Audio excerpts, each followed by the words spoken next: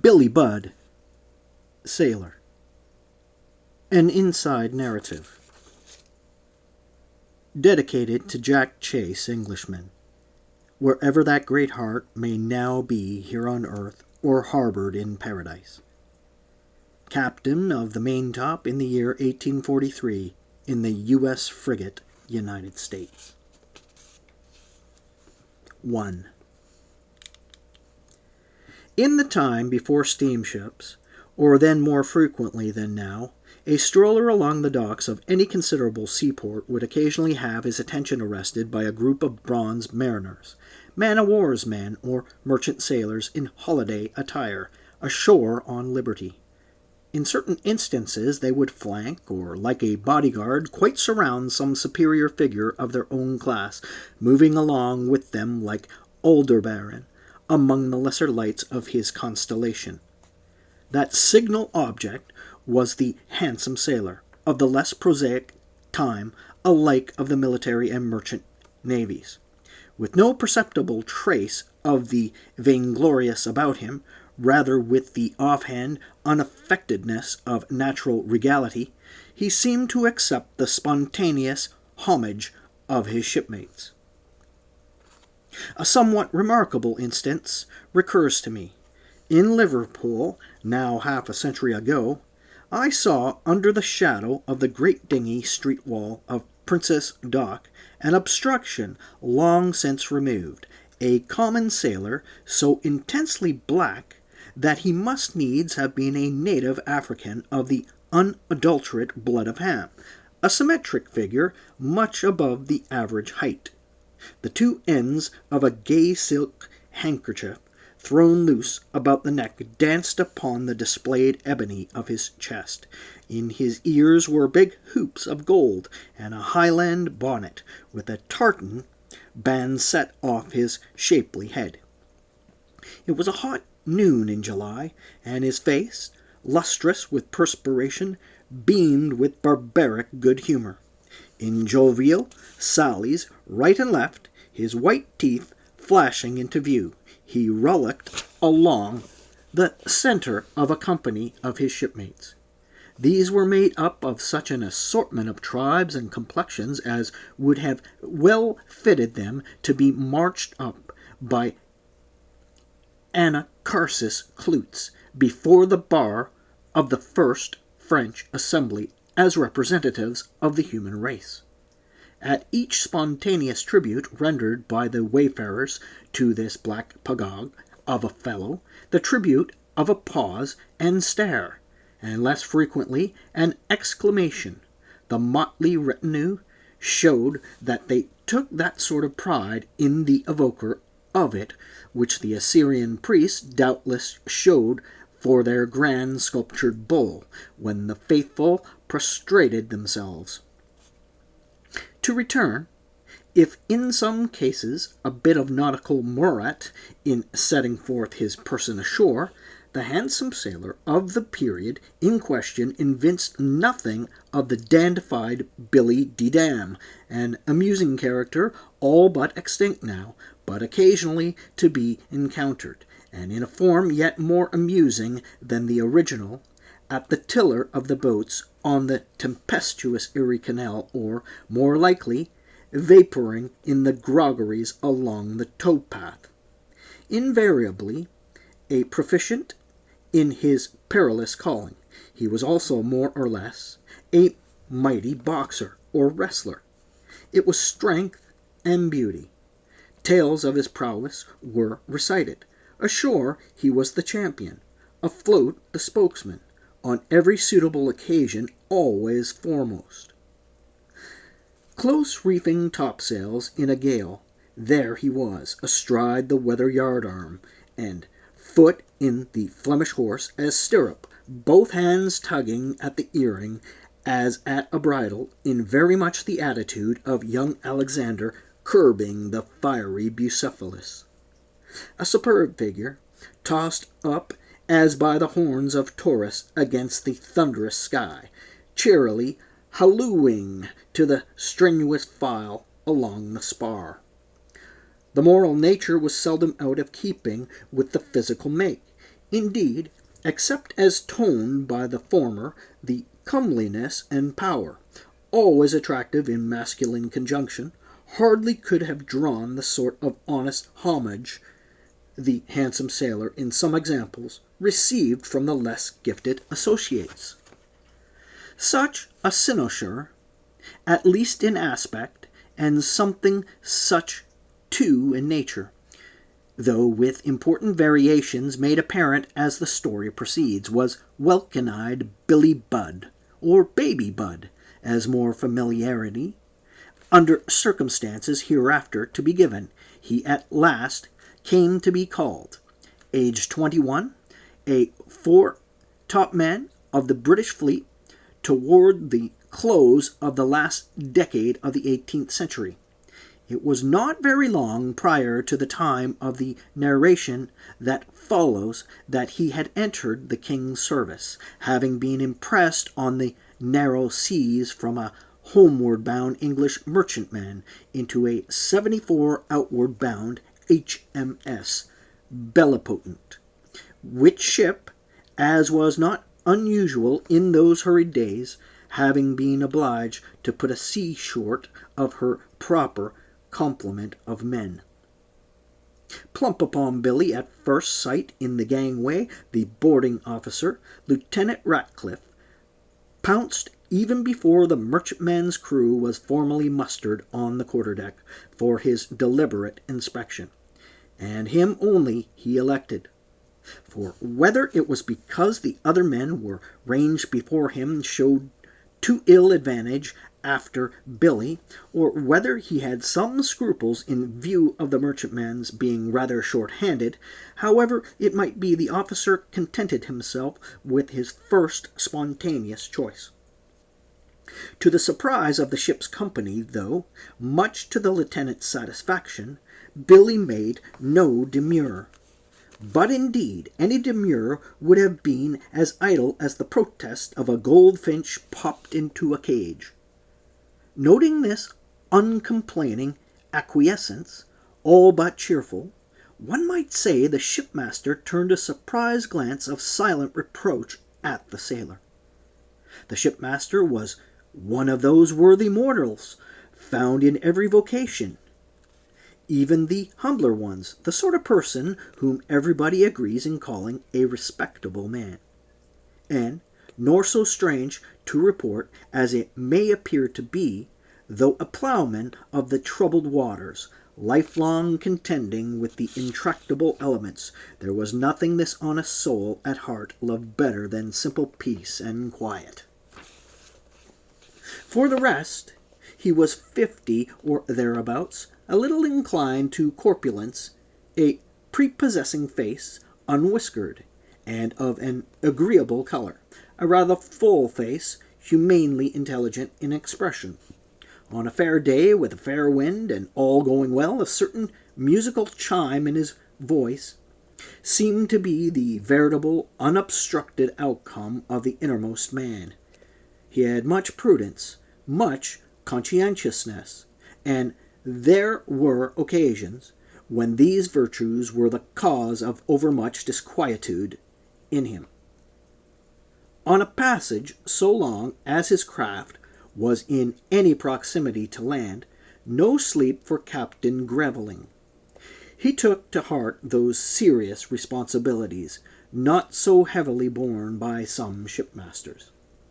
Now, while Billy Budd was down in the forecastle, getting his kit together, the Bellipotent's lieutenant, burly and bluff, nowise disconcerted by Captain Graveling's omitting to prefer the customary hospitalities on an occasion so unwelcome to him, an omission simply caused by preoccupation of thought, unceremoniously invited him into the cabin and also to a flask from the spirit locker, a receptacle which his experienced eye instantly discovered. In fact, he was one of those sea dogs in whom all the hardship and peril of navy life in the great prolonged wars of his time never impaired the natural instinct for sensuous enjoyment.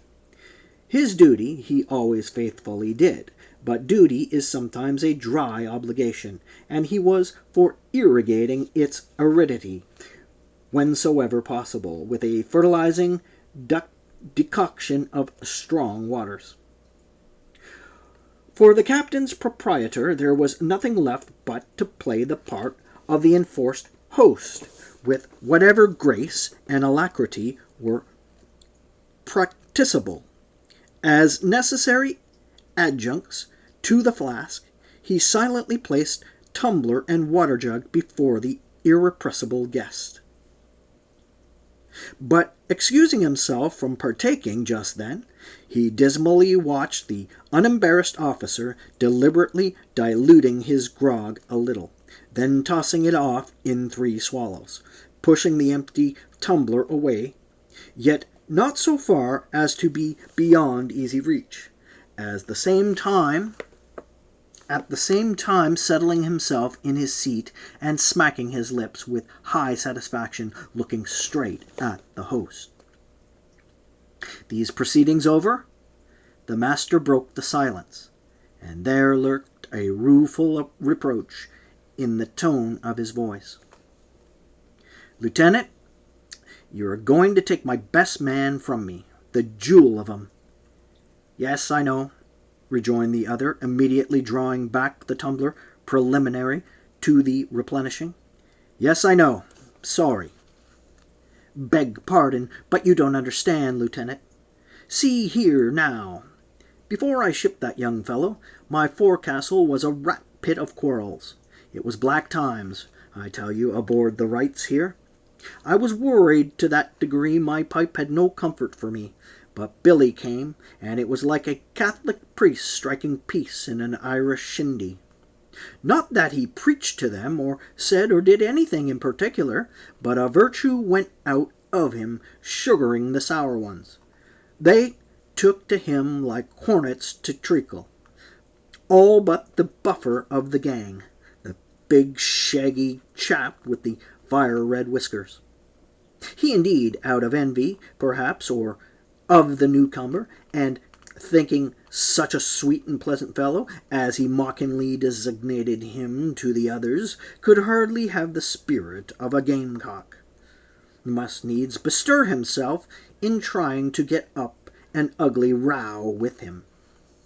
Billy forbore with him and reasoned with him in a pleasant way.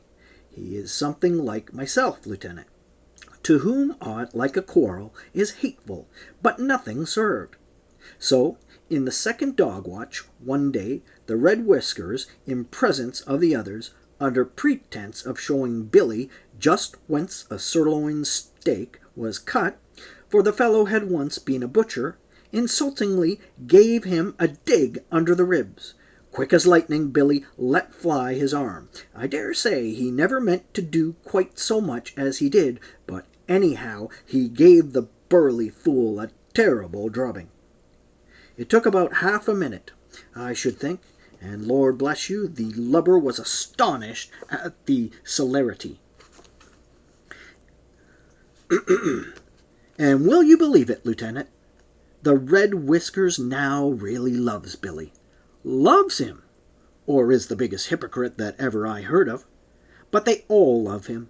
Some of 'em do his washing, darn his old trousers for him. The carpenter is at odd times making a pretty little chest of drawers for him. Anybody will do anything for Billy Budd, and it's the happy family here.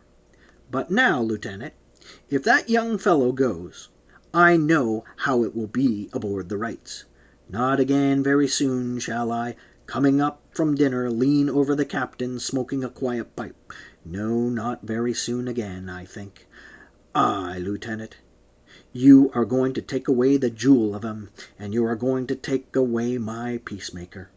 And with that, the good soul had really some ado in checking his rising sob.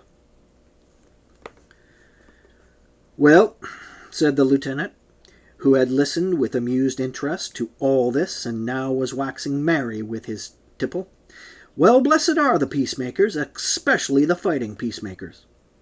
And such are the 74 beauties, some of which you see poking their noses out of the portholes of yonder warship lying to for me, pointing through the cabin window at the Bellipotent.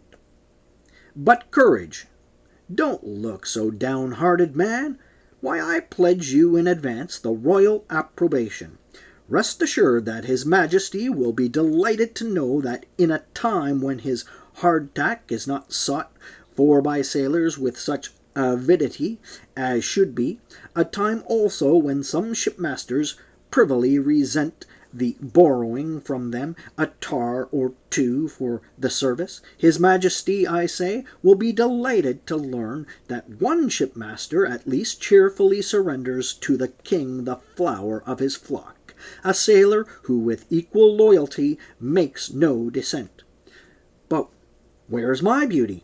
Looking through the cabin's open door. Here he comes, and by Jove, lugging along his chest Apollo with his portmanteau. My man, stepping out to him, you can't take that big box aboard a warship. The boxes there are mostly shot boxes. Put your duds in a bag, lad. Boot and saddle for the cavalryman, bag and hammock for the man-of-war's man. The transfer from chest to bag was made, and after seeing his man into the cutter and then following him down, the lieutenant pushed off from the Rights of Man. That was the merchant ship's name, though by her master and crew abbreviated in sailor fashion into the Rights.